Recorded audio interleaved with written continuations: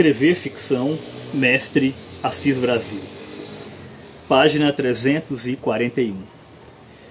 Dizem que toda pessoa, ainda que muito distante da literatura, tem o furtivo sonho de escrever um romance. E quando se repete que alguém só pode considerar-se completo se tiver um filho, plantar uma árvore e escrever um livro, este livro será um romance. No campo da escrita profissional, muitos leitores têm como certo que o romance é o destino inevitável de seu contista predileto, e aguardam isso dele. E então, quando sai um romance? O romance é, por definição, o monumento da literatura. É claro que existem muitos contos absolutamente brilhantes, muitos contistas brilhantes, mas essa é a grande questão. O brilhantismo do gênero conto, ele vai advir necessariamente do seu autor, e não do gênero em si, que almeja sempre uma narrativa mais rápida, mais ágil, embora tenha extrema potencialidade também, vamos discutir isso posteriormente. Mas o romance, ele é uma obra que exige fôlego, tanto do leitor quanto do autor. Por exemplo, um dos meus autores prediletos, que é o Jorge Luiz Borges, ele dizia que não era um leitor de romance, tampouco escreveu um romance. Ele tornou-se conhecido como contista e também como poeta, ensaísta, mas basicamente como contista, é a sua grande contribuição para a literatura. Ele dizia exatamente isso, que ele não se via capaz de escrever um romance porque ele não tinha fôlego para isso. Isso torna um autor menor? De forma alguma. De forma alguma. Ele é um dos grandes gênios da humanidade, um dos grandes gênios da literatura, inclusive, na minha opinião, polêmica, ele é o único autor da América Latina que mudou a história da literatura. Temos muitos grandes gênios, de Machado de Assis, a Guimarães Rosa, a Juan Rulfo, a Julio Cortázar, mas o único que dividiu a literatura entre antes dele e depois dele foi Jorge Luiz Borges, aqui na América Latina. E era, fundamentalmente, um contista.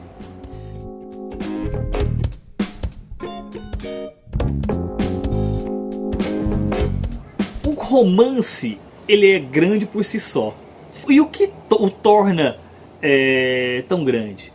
Embora nós saibamos que existam os romances comerciais, os romances mal feitos, os romances de fórmula, como já discutimos isso anteriormente, a questão é que no cerne do gênero romance você tem a perspectiva da polifonia. Muitas vozes podem ser inclusas na narrativa do romance. E para que servem essas vozes? Qual que é a função delas? Fundamentalmente, representar o mundo moderno e, principalmente, qual é o papel do ser humano neste mundo moderno. O problema do romance é o ser humano. Não é minha pretensão, tampouco minha habilidade, não tenho formação para isso, discutir com vocês a história da literatura, né? A minha ideia aqui é falar um pouco do gênero romance para depois pensarmos em formas de escrita de romance, na construção de personagens, de enredo, da própria estrutura, da colocação no tempo. Porém, eu acho que é fundamental conhecermos um pouco da história do romance para podermos nos aventurarmos em um gênero tão complexo e que exige tanto fôlego. Caso você queira uma coisa mais rápida, eu recomendo muito este livro aqui, que é Uma Breve História da Literatura, John Sutherland. Ele é um livro muito rápido, de leitura muito agradável, muito ágil, né? Um caráter muito ensaístico, né? Muito agradável de ler, em que ele faz um passeio por toda a história da literatura e foca muito na perspectiva do romance, da importância do romance. Fala do épico, fala da poesia, os grandes autores, né? Mas os capítulos dedicados ao romance, como ele é fundamental para compreendermos o nosso mundo, é extremamente importante. Eu acho que se você tiver interesse em uma coisa mais rápida, talvez a dica melhor seja essa. Melhor dica seja essa. Agora, se você estiver com fôlego e com tempo, né? Eu recomendo que vocês leiam, ou pelo menos dêem uma passada de olhos nisso daqui. Estou até me tampando aqui. São os 4 volumes da história da literatura universal do grande Otto Maria Karpov, o genial Otto Maria Karpov. O que ele faz aqui, basicamente, é um compêndio, né, dos grandes autores, dos principais autores, né, inserindo-os, né, em períodos históricos, né, mostrando como que eles construíram suas obras e como que eles foram recebidos em seus momentos históricos, sabe? Então, assim, é muito interessante, embora tenha um caráter enciclopédico, né? Quase que de consulta, né? Mas é fundamental, né? Temos pelo menos uma ideia, né, desse monumento criado pelo Otto Maria Karpov, inclusive criado em língua portuguesa. Talvez a melhor história da literatura universal tenha sido escrita em português. Isso é muito pouco falado e deve sempre ser lembrado. Mas, como eu dizia, o gênero romance, ele é fundamental ter o conhecimento sobre a sua estrutura, sobre a sua história, para nos aventurarmos a escrever. E é fundamental lembrarmos que o gênero romance, ele é interligado, ele é muito relacionado com a ascensão da burguesia. Para discutir isso, eu recomendo este livro, de Franco Moretti, O Burguês, Entre a História e a Literatura.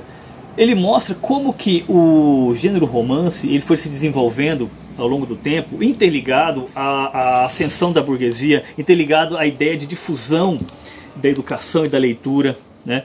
Da própria ideia de que a leitura de romances e folhetins, eles tinham uma função que hoje é atribuída para a mídia audiovisual.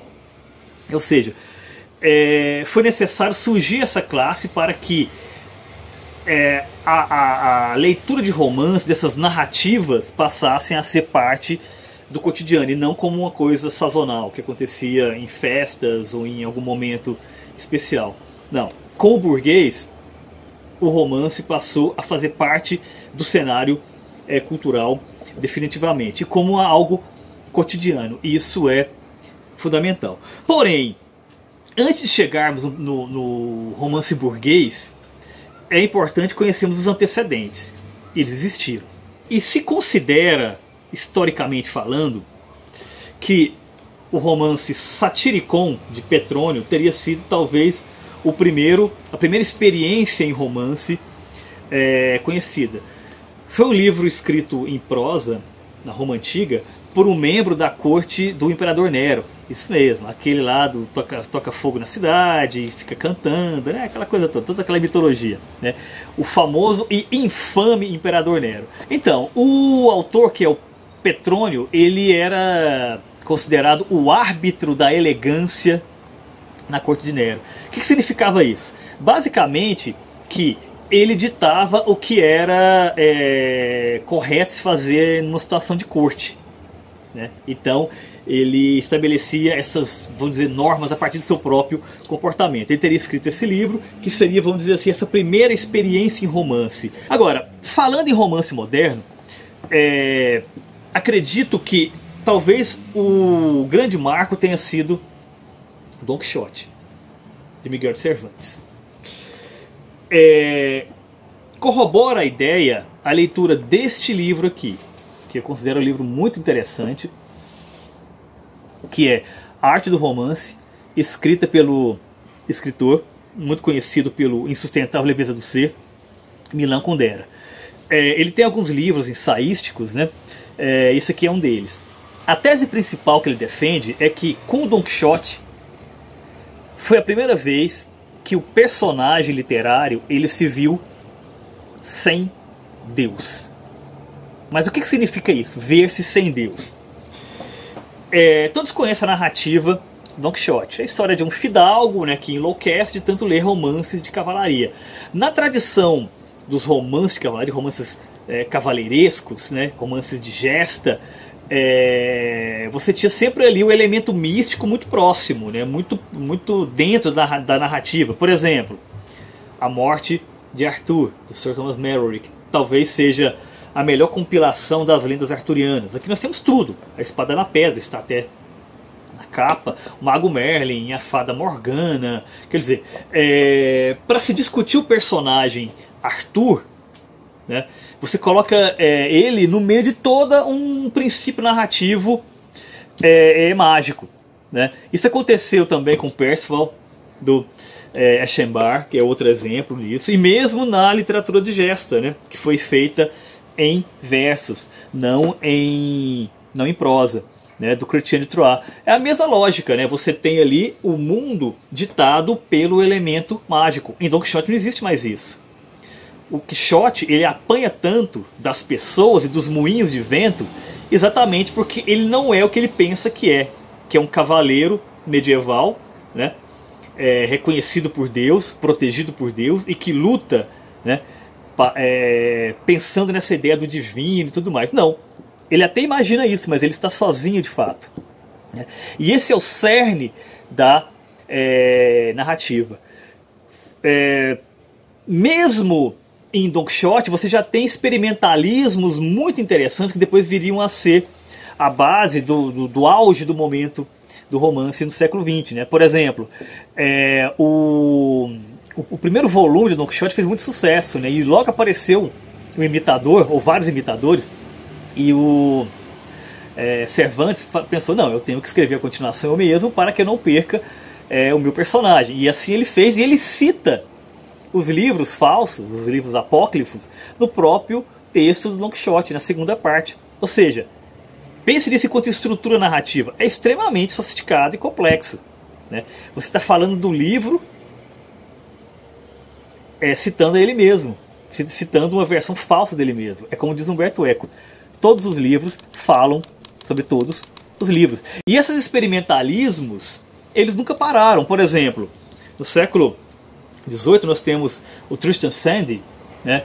A Vida e as Opiniões do Cavaleiro Tristram Shandy, do Lawrence Sterne, que é uma narrativa que se desdobra em muitas outras narrativas, uma dentro da outra.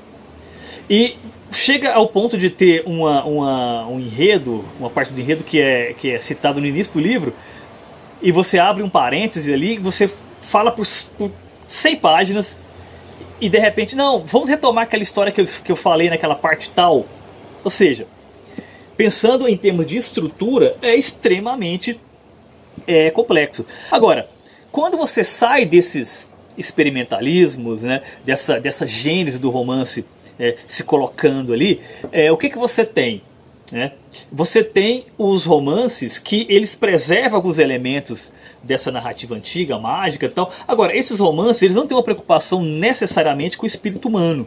Eles são enredos, histórias fundamentadas basicamente na peripécia, na aventura, no enredo ali principal, tal. É o que nós podemos chamar de romance de gênero. Então, por exemplo, se você conta uma história parecida com a Távola Redonda hoje, né, você não vai discutir necessariamente o espírito humano. Você vai discutir o quê? Qual é a aventura que o herói vai cumprir, qual é a sua missão e por aí vai. Isso acontece se desdobrando em várias outras fórmulas. Por exemplo, o romance de terror, o romance de detetive. Está muito em vigor agora a ideia do romance apocalíptico, né? Você fala contar do fim do mundo, apocalipse zumbi, coisa desse tipo. Agora, o romance, né, se fixou na tradição de ser uma discussão sobre o ser humano em sua forma universal. Aquela famosa frase do Tolstói é a melhor definição disso. Torne a sua aldeia universal. Ou seja, torne o seu personagem, aquele indivíduo, né, um indivíduo que pode ser reconhecido por qualquer pessoa no mundo. Reconhecido no sentido estético, né, enquanto um espírito humano. Não é à toa que o Tolstói ele é um dos grandes modelos, os grandes exemplos de romancista, né, com Ana Karenina,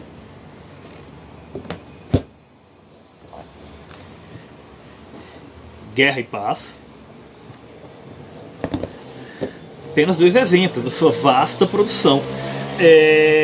E quando nós falamos dessa ideia de que o romance ele fala necessariamente sobre o ser humano, nós estamos querendo dizer que as particularidades humanas, essa grande comédia humana é o objetivo final do gênero romance. E um dos mestres disso foi exatamente Balzac, né? Com a sua gigantesca e espetacular comédia humana, em que ele pretendeu descrever, analisar, interpretar a França de sua época, né? Nas mais diversas narrativas. Assim, nós podemos dizer, com esses exemplos de Tolstói, Balzac, mesmo Dostoiévski, que o auge do romance, né, enquanto gênero, foi no século XIX. Agora, isso não significa que o auge da fórmula romance, de onde o romance poderia chegar, aconteceu no século XIX. Nós temos no século XIX as grandes narrativas, né, as grandes histórias sendo contadas. Agora, foi no século XX que a sagrada trindade de escritores, né, concebeu o auge do romance. Quem são eles? Kafka. Estou aqui com um exemplo da sua obra, que é o Processo. James Joyce. Outro exemplo aqui é Ulisses. E Marcel Proust. No caso aqui, estou com 7 exemplos. 1, 2, 3, 4, 5, 6, 7. Por quê? Porque o ciclo romanesco representado pelo Em Busca do Tempo Perdido são 7 histórias, são 7 livros, né? Mas contando a mesma história. Você tem o mesmo enredo ali. Isso, pensando em termos de até onde o romance pode chegar, é impressionante. Agora, por que esses 3 são essa representação máxima, né, do gênero romance? Pelo seguinte, Proust deu para os personagens uma complexidade psicológica nunca vista até então. E eu acredito que nunca repetida também. Eu acho que ele criou seres humanos. O mais próximo de se criar seres humanos é o que ele fez nesse livro. Os tipos que ele representa, ele tem uma complexidade extrema, né? Ele leva à perfeição e supera o que Balzac já fez com grande excelência em sua comédia humana. Joyce, ele chega no limite da linguagem. Nós falamos muito aqui que literatura não é contar histórias, mas é trabalhar a linguagem. E quem mais avançou na história da literatura foi exatamente James Joyce. Ulisses, na minha opinião, é o melhor exemplo para isso, que esteja talvez no alcance de todos lerem. É um livro, embora tenha suas dificuldades, mas é um livro muito divertido, com muito humor, né? Ele tem um outro, que é o Finnegan's Wake, que eu admito que está além da minha capacidade de leitor, né? Para vocês terem uma ideia, o Otto Maria Carpo, em um dos seus ensaios, ele levanta aquela ideia de que o Joyce disse que ele escreveu Ulisses para ser analisado pela vida toda dos críticos, né? Aí ele fala, não, eu vou dedicar apenas alguns meses a isso, porque eu tenho outras coisas para fazer na minha vida.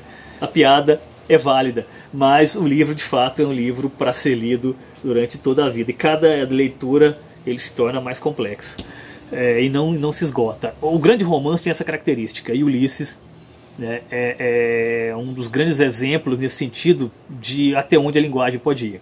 Kafka, ele, embora não seja necessariamente um estilista tão complexo quanto Proust, e não tenha experimentado tanto na linguagem quanto Joyce, mas ele levou a ideia de que o romance, ele representa essa perspectiva do ser humano contra o mundo, o ser humano tentando compreender esse mundo sem Deus mais do que ninguém. As suas narrativas, né, colocando esse ser humano em conflito com a burocracia, com a própria humanidade, muitas vezes, também, contra a sua própria psique, contra a sua própria personalidade, é extremamente rico e sofisticado. Então esses três representam, né, essa trindade de até onde o romance pode chegar. É claro que após eles houveram vários outros desdobramentos que nós falaremos sobre isso posteriormente.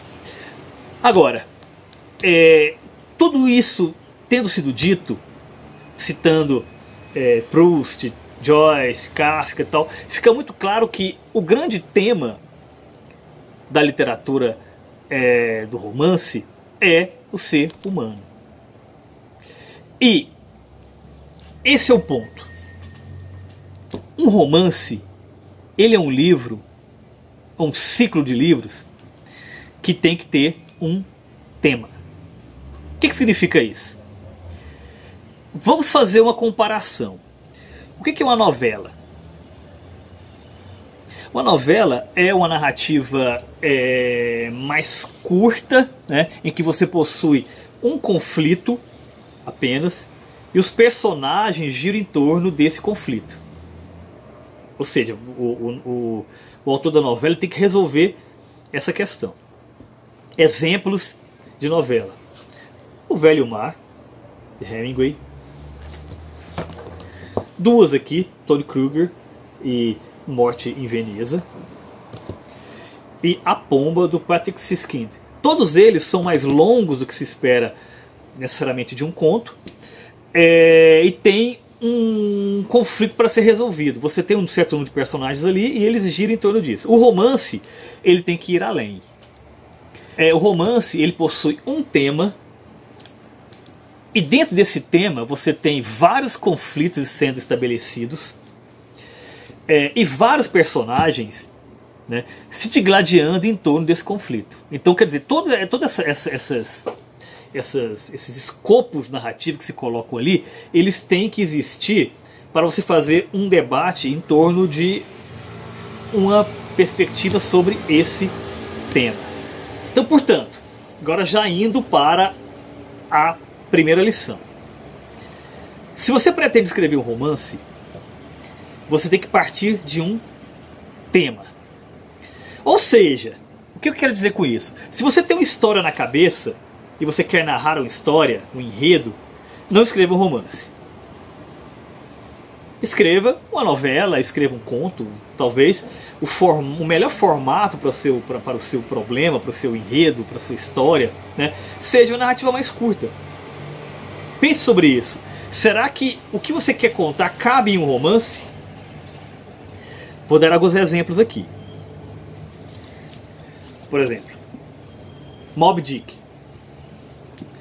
do Herman Melville. Não é a história de um marinheiro, Capitão Ahab, procurando desesperadamente, né, uma baleia gigante. Não é isso. Isso é apenas um enredo. O grande tema do livro é o homem contra a natureza, a partir de uma perspectiva fundamentada no conceito de sublime. Aquela baleia gigante, Moby Dick, é imensamente bela, é imensamente poderosa, imensamente mortal. Ela pode matar o homem. E o homem, diante disso, diante de tanto poder, ele quer destruir esse poder. Para quê? Para tornar-se tão poderoso quanto. E por isso que é uma história de vingança. O grande tema, na verdade, é isso. Não é o enredo em si, né? É essa vingança, né, de um homem que se vê pequeno diante da natureza. Jangada de Pedra, um romance de José Saramago. O enredo básico é o seguinte: Península Ibérica se descola da Europa. Vira uma ilha vagando pelo Oceano Atlântico. O que significa isso? Essa é a história apenas? Não. É uma reflexão sobre como que a Península Ibérica ela é culturalmente distante da Europa. E por isso que essa distância se reforça tanto que acaba se estabelecendo essa separação física no rompimento, né,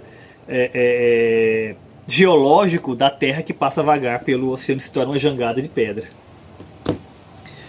E mesmo, não podemos deixar de falar dele, Dostoiévski, aqui Crime e Castigo, que é uma história sobre culpa.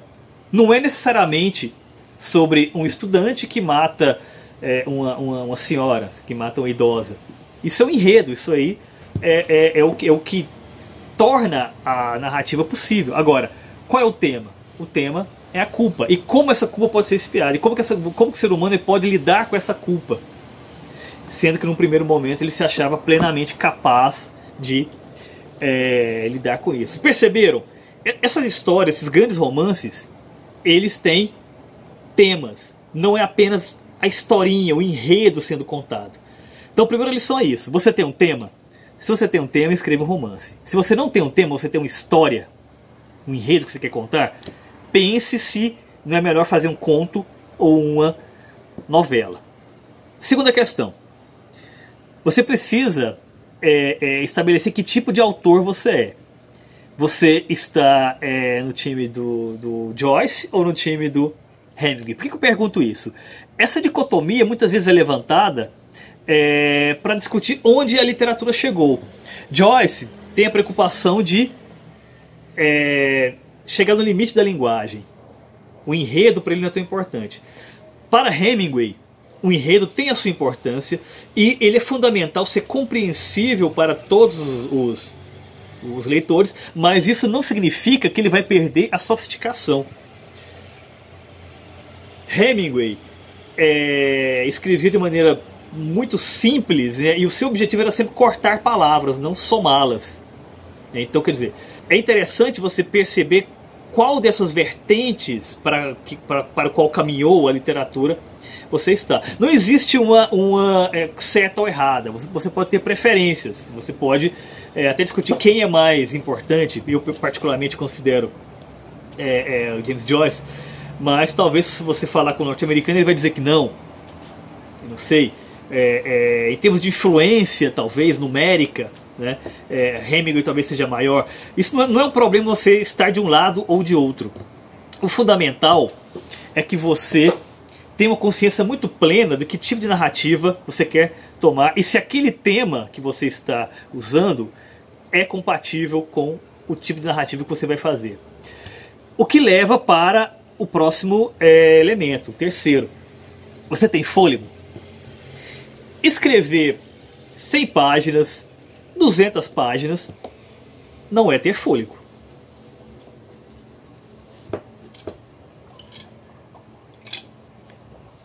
Deu para respirar? Pelo seguinte, Thomas Mann dizia que se você escrever uma página por dia, ao final do ano você vai ter um livro volumoso. E é verdade.